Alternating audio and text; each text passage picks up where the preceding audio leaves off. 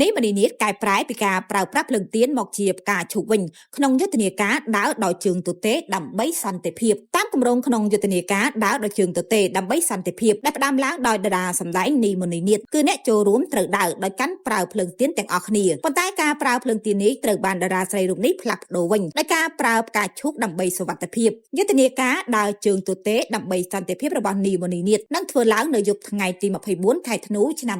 2025នេះនៅក្នុងខេត្តសៀមរាបខណៈតាមការរំពឹងទុកសម្រាប់យុទ្ធនាការនេះនឹងមានអ្នកចូលរួមប្រមាណជាង 2000 នាក់យ៉ាងណាដំបូងយុទ្ធនាការនេះនឹងត្រូវប្រើប្រាស់ជានិមិត្តសញ្ញាដោយអ្នកចូលរួមត្រូវដើរដោយដោះស្បែកជើងនិងកាន់ភ្លើងទៀនក្នុងចម្ងាយផ្លូវជាង3គីឡូម៉ែត្រប៉ុន្តែដោយហេតុផលសុវត្ថិភាពនីមនីនិតក៏ផ្លាស់ប្ដូរដោយតម្រូវឲ្យកាន់ផ្កាឈូកជំនួសវិញតារាសម្ដែងនាងនីមនីនិតបានលើកឡើងថាប្រែប្រួលនិងផ្លាស់ប្ដូរដើម្បីសុវត្ថិភាពនាងខ្ញុំសូមធ្វើការផ្លាស់ប្ដូរពីភ្លើងទៀនមកជាផ្កាឈូកវិញនាងបានបញ្ជាក់ថាការដើរដោយជើងទទេដើម្បីសន្តិភាពគឺជាដំណើរក្បួនសន្តិភាពសាធារណៈមួយដោយអហិង្សាដែលមានគោលបំណងផ្ញើសារដ៏មានអត្ថន័យខ្លាំងទៅកាន់សហគមន៍អន្តរជាតិជាពិសេសជនបរទេសនិងភ្ញៀវទេសចរនៅក្រុងសៀមរាបថាកម្ពុជាគឺជាប្រទេសដែលគាំទ្រសន្តិភាពសេចក្តីថ្លៃថ្នូរនិងការការពារជីវិតមនុស្សនាងបានបន្តថាយុទ្ធនាការនេះនឹងធ្វើឡើងតាមកាលបរិច្ឆេទគឺថ្ងៃទី24ខែធ្នូឆ្នាំ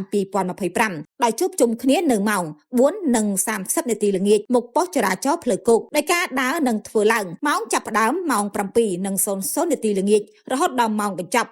8:20 នាទីយប់ទីតាំងសិល្បៈដើម្បីសន្តិភាពទីតាំងសិល្បៈដើម្បីសុវត្ថិភាពការដើរនេះនឹងធ្វើឡើងតាមបណ្ដោយផ្លូវសាធារណៈក្នុងក្រុងសៀមរាបដែលមានចម្ងាយប្រហែលផ្លូវប្រមាណជា